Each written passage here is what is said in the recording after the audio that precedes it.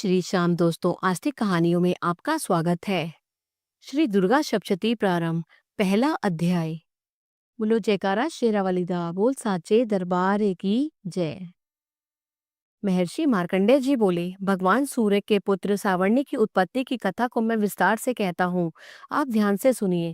सूर्य की स्त्री छाया से उत्पन्न सावर्णी जग जननी महामाया की कृपा से जैसे जैसे मनवंतर के अधिपति बने, वह विशिष्ट कथा सुनिए। प्राचीन काल में स्वारोचिष मनवंतर के चैत्रवंशी राजा सूरज समस्त पृथ्वी के चक्रवर्ती राजा हुए। वे प्रजा को अपना पुत्रों की भांति पालन करते थे। यवन राजाओं से राजा सूरत की शत्रुता हो गई। दुष्ट दरन राजा सूरत ने उनका भयंकर युद्ध हुआ और थोड़ी सेना होने के कारण यवन राजाओं ने सूरत को हरा दिया। तदंतर राजा अपने नगर में आकर राज्य करने लगा, तो भी अन्य शत्रु राजाओं ने राजा सूरत पर चढ़ाई कर दी और नगर में भी दुराचारी मंत्रियों ने राजा का कोष, सैन्य तथा समस्त वस्तुएं छीन ली। तब राजा हारकर अकेला ही घोड़े पर सवार हो शिकार खेलने के बहाने घोर जंगल में चला गया। वहां उन्होंने महर्षि मेधा का सुंदर आश्रम देखा, जो अहिंसक सिंह आदि पशुओं तथा शिष्यों और मुनियों से शोभित था। वहां बैठे हुए महर्षि मेधा को राजा सूरत ने नमस्कार किया और मुनि से उच्च सत्कार पाकर उसी आश्रम में रहने लगा। कुछ काल के बाद फिर वह अपने राज्य तथा प्रजा की चिंता से विचारने लगा कि जिस राज्य को मेरे पूर्वजों ने भली भांति चलाया और प्रजा का पालन किया, वह आज मुझसे दूर चला गया। वे दुष्ट मंत्री राज्य का पालन धर्म नीति के अनुसार कर रहे होंगे या नहीं, और मेरा मुख्य हाथी भी दुश्मनों के वश में हो जाने से क्या क्या कष्ट भोगता होगा। जो आज्ञाकारी नौकर नित्य प्रसन्नता से धन और भोजन प्राप्त करते थे, अब उन दुष्ट राजाओं के आश्रय में रहकर कष्ट पाते होंगे। मंत्री राजा के धन को कुमार्ग में व्यर्थ ही अपव्यय करते होंगे। जो धन मेरे पूर्वजों ने बड़े कष्ट से संग्रह किया था, सो नष्ट हो गया होगा। इस प्रकार वह राजा राज्य की सभी बातों की चिंता करने लगा। कुछ समय पश्चात एक दिन आश्रम के समीप एक वैश्य को आते देखा, तो राजा ने उससे पूछा कि अरे भाई, तुम कौन हो और यहाँ क्यों आए हो? तुम्हारा मलिन मुख शोकयुक्त क्यों दिखाई देता है? इस प्रकार राजा सूरत की बातों को सुनकर उस समाधि नामक वैश्य ने राजा सूरत से कहा कि हे राजन, मैं समाधि नाम का एक वैश्य पुत्र हूँ। मेरा जन्म धनवान कुल में हुआ। मेरे दुष्ट स्त्री व पुत्र आदि ने मुझे धन के लोभ से निकाल कर घर से बाहर फेंक दिया और मेरा धन छीन लिया। मैं धन स्त्री पुत्र से रहित हूँ। अब अकेला दुखी होकर इस वन में आया हूँ। मुझे अपनी स्त्री एवं बंधुओं का कुछ पता नहीं।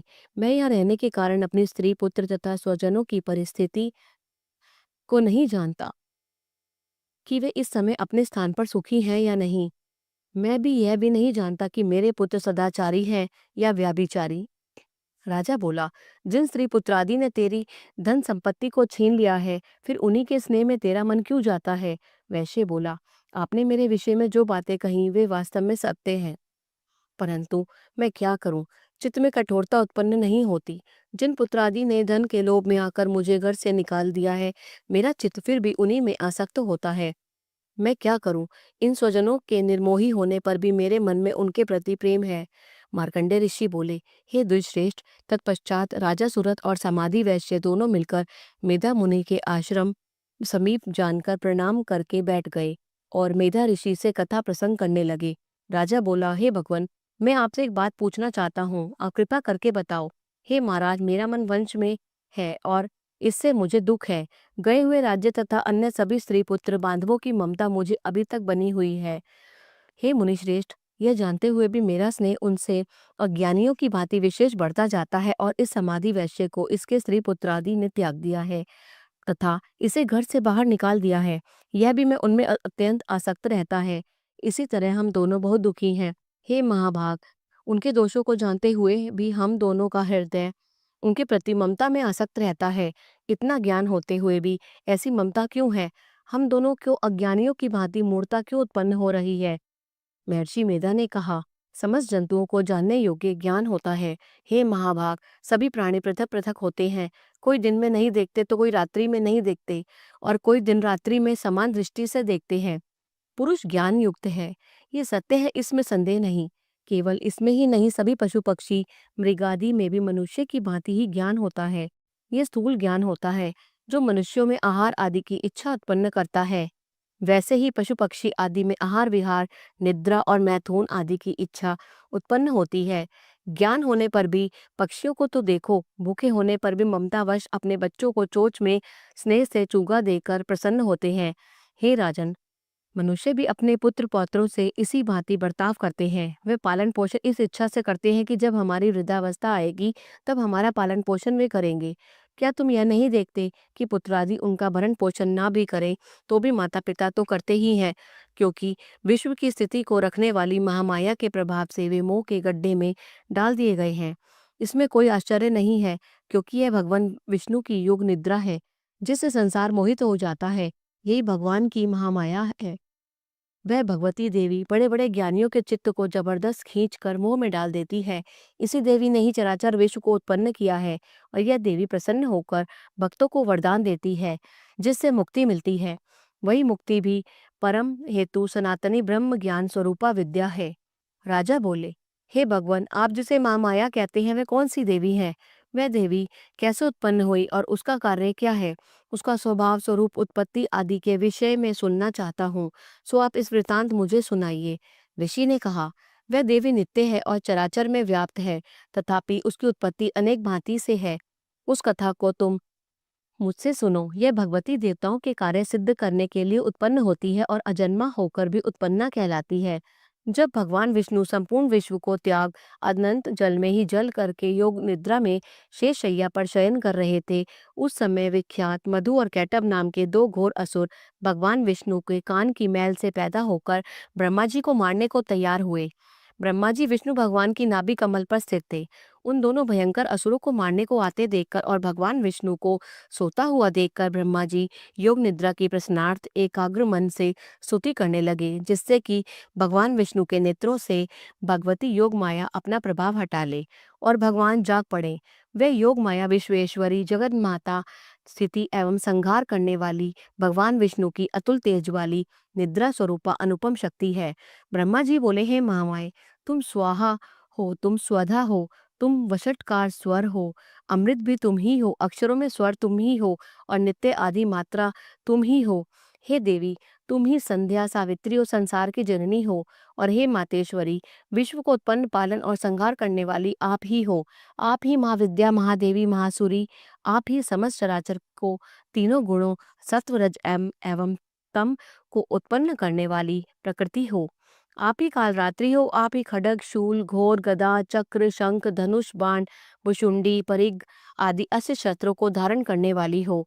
हे देवी, आप ही सौम्यता हो तथा संसार में आप ही अति सुंदर हो। पर तथा अपरों में श्रेष्ठ आप ही परमेश्वरी हो, जो इस विश्व की रचना और पालन संहार करते हैं।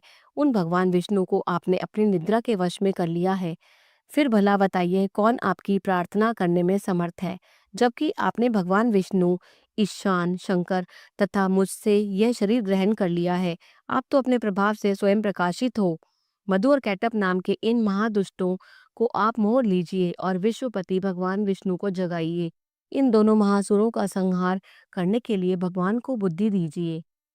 ऋषि बोले, इस प्रकार जब ब्रह्मा जी ने मधु और कैटभ असुरों के संहार के लिए तथा भगवान विष्णु को जगाने के लिए तामसी देवी की प्रार्थना की, तो उसी समय भगवान विष्णु के नयन, मुख, नाक, भुजा, हृदय और वक्षस्थल से निकलकर अव्यक्त योग माया उपस्थित हो गई और योग निद्रा से भगवान जाग गए। तदनंतर भगवान विष्णु ने उन पराक्रमी वीर्यवान मधु और कैटभ असुरों को देखा, जिनकी ब्रह्मा जी को खाने के लिए आंखें लाल हो रही थी। तब भगवान विष्णु ने शेषशैया से उठकर उन असुरों से 5,000 वर्ष तक बाहु युद्ध किया। अति बलशाली महाउन्मत्त दोनों असुरों को महामाया ने मोहित कर रखा था। अतः दुष्टों ने भगवान से कहा कि आप हमसे वरदान मांगो। भगवान ने कहा, यदि तुम मुझे प्रसन्न हो तो मेरे हाथों तुम्हारी मृत्यु हो। मैं तो केवल यही वर चाहता हूँ। ऋषि ने कहा। इस भांति जब भगवान ने उनसे यह वरदान ले लिया तो भगवान से कहने लगे कि हमें सर्वत्र जल ही जल दिखाई देता है, इसलिए हे भगवान, हमारा वध उस स्थान पर कीजिए जहाँ पानी न हो। ऋषि मेधा ने कहा। तब भगवान विष्णु ने शंख, चक्र, गदा और धारण किए और उनसे तथास्तु कहा। दोनों के सिर अपनी जांघों पर रखकर चक्र से काट दिए। इस प्रकार यह महाया देवी श्री ब्रह्मा जी की प्रार्थना करने पर स्वयं उत्पन्न हुई। और हे राजन, मैं अब इसके प्रभाव को बताती हूँ, आप ध्यान से सुनिए। जय माता की। पहला अध्याय संपूर्णम। दूसरा अध्याय। ऋषि बोले, प्राचीन काल में देवी देवता तथा दैत्यों में पूरे 100 वर्ष युद्ध होता रहा। उस समय दैत्यों का स्वामी महिषासुर था एवं देवताओं का दैत्य इंद्र था। उस संग्राम में देवताओं की सेना महाबली दैत्यों से हार गई।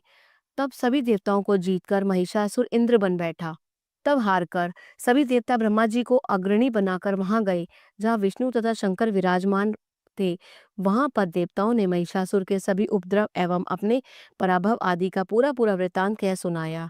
उन्होंने कहा कि महिषासुर ने तो सूर्य, अग्नि, पवन, चंद्रमा, यम तथा वरुण इत्यादि अन्य सभी देवताओं के अधिकार छीन लिए हैं।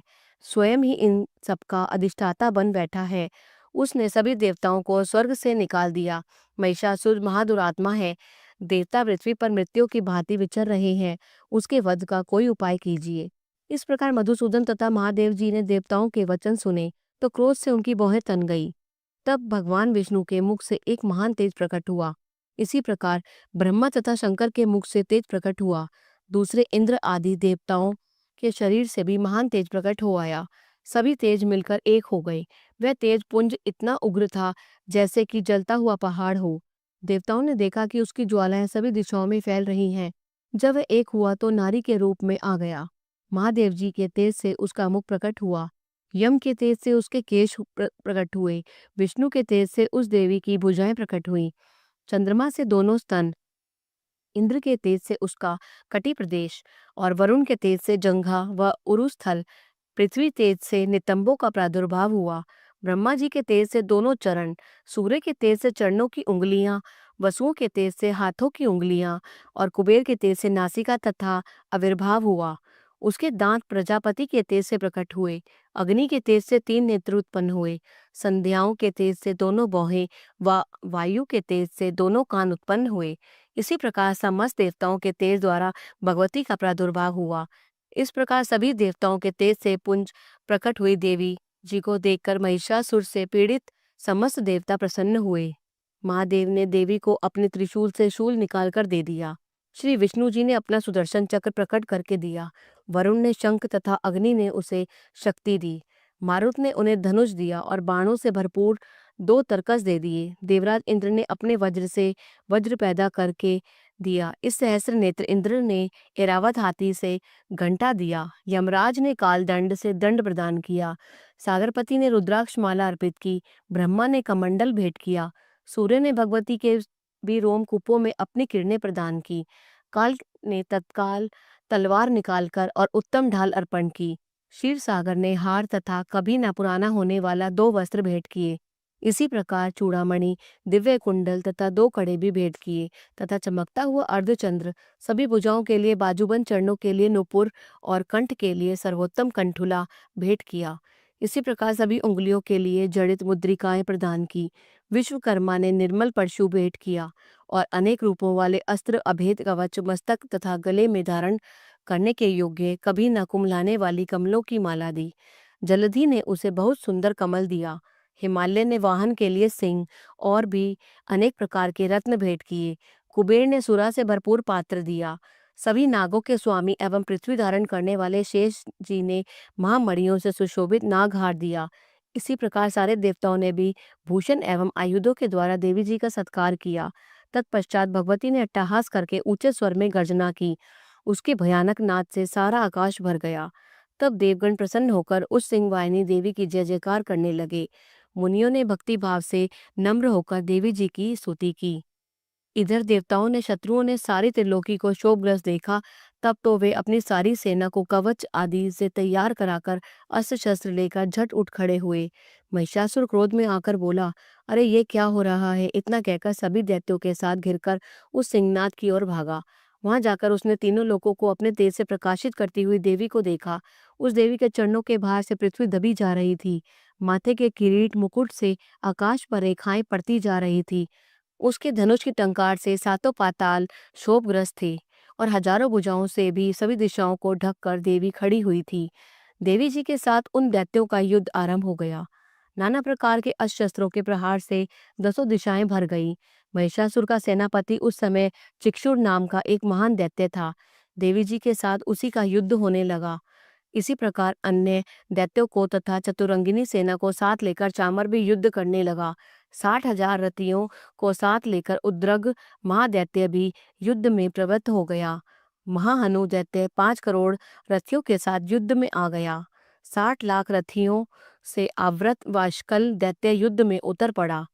पारिवारिक दैत्य हाथी एवं घोड़ों को अनेक सवारों के समूह से घिरा हुआ रथियों को साथ लाकर देवी जी के साथ युद्ध करने लगा। उस रणांगन में स्वयं महिषासुर भी रथों, हाथियों एवं अश्वों की सेनाओं से घिरा खड़ा था। तोमर, भिंदीपाल, शक्ति, मूसल, परशु, पट्टी, टश, खंग आदि अस्त्रों से युद्ध में देवी जी के साथ युद्ध करने लगे। कुछ दैत्यों ने देवी जी पर शक्तियां छोड़ी एवं दूसरों ने पाश फेंके। तब चंडिका देवी ने अस्त्र शस्त्रों की वर्षा करके उन्हें तोड़ डाला। इधर देवी जी का वाहन सिंह भी क्रोध में आ गया। अपनी गर्दन के बाल हिलाता हुआ दैत्यों की सेना में इस प्रकार घूमने लगा जैसे कि वन में अग्नि फैलती जा रही हो। उस युद्ध भूमि में युद्ध करती हुई अंबिका ने जितने श्वास छोड़े वे ही झटपट सैकड़ों हजारों गणों के रूप में परिणत हो गए और प्रकट होकर उन गणों ने खंग, भिंदीपाल, परशु, पट्टिटश आदि शस्त्रों से युद्ध प्रारंभ कर दिया। देवी जी की शक्ति से वृद्धि पाकर वे गण दैत्यों का नाश करने लगे। साथ में दूसरे गण नगाड़े, शंख आदि बजाने लगे। महती प्रसन्नता देने वाले उस युद्ध रूप उत्साह में कुछ एक ने मृदंग बजाए। तब देवी जी ने त्रिशूल, गदा और शक्तियों की वर्षा से तलवार आदि शस्त्रों से सैकड़ों महान असुर मार डाले और दूसरे कितने ही दैत्यों को घंटा के भयप्रद नाद से मूर्छित करके मार कर गिरा दिया। मरे दैत्यों को पाश से बांधकर पृथ्वी पर घसीट डाला। कितने तो गदा की चोट से घायल होकर पृथ्वी पर सो गए। मूसलों के प्रहार से एक रुधिर वमन करने लगे एवं कई एक शूल द्वारा वक्ष स्थल फट जाने से पृथ्वी पर सो गए। कितने ही दैत्य बाणों की वर्षा द्वारा युद्ध करते हुए प्राण छोड़ने लगे और कितने ही दैत्यों की भुजाएं कट गई। कितनों की ग्रीवाएं छिन्न भिन्न हो गई। कई दैत्यों के सिर कट गए, कुछ मध्य से विदीर्ण हो गए। कुछ दैत्यों की जंघाएं कट गईं और वह पृथ्वी पर गिर गए और कुछ एक दैत्यों को तो एक भुजा, एक आंख और एक पांव वाला करके दो टुकड़े कर डाला। मार मार कर गिराए हुए रथी, हाथी, घोड़े एवं असुरों की लाशों के द्वारा जहाँ महायुद्ध हो रहा था, माँ की पृथ्वी इस प्रकार भर गई कि वहां पर आना जाना कठिन हो गया। वहां सेना एवं असुरों के रुधिर बहने से रुधिर की बड़ी बड़ी नदियां बहने लगी। जगदम्बा जी ने एक क्षण में दैत्यों की महती सेना का इस प्रकार नाश कर दिया जैसे कि लकड़ियों के बड़े ढेर को अग्नि जला देती है। देवी का वाहन सिंह अपने बालों को छटकाता हुआ, बड़ी गर्जना करता हुआ दैत्यों के शरीर से मानो प्राण ही चुन रहा हो, इस प्रकार घूमने लगा। देवी जी के उन गणों ने महाअसुरों के साथ बड़ा युद्ध किया जिससे देवता प्रसन्न होकर आकाश से पुष्पों की वर्षा करने लगे। बोलो जयकारा शेरावाली दा बोल साचे दरबार की जय। पहला और दूसरा अध्याय संपूर्ण हुआ। अगर आपको हिंदी में अध्याय पसंद आ रहे हैं तो कृपया करके इसे लाइक कीजिए और शेयर कीजिए। जय माता दी।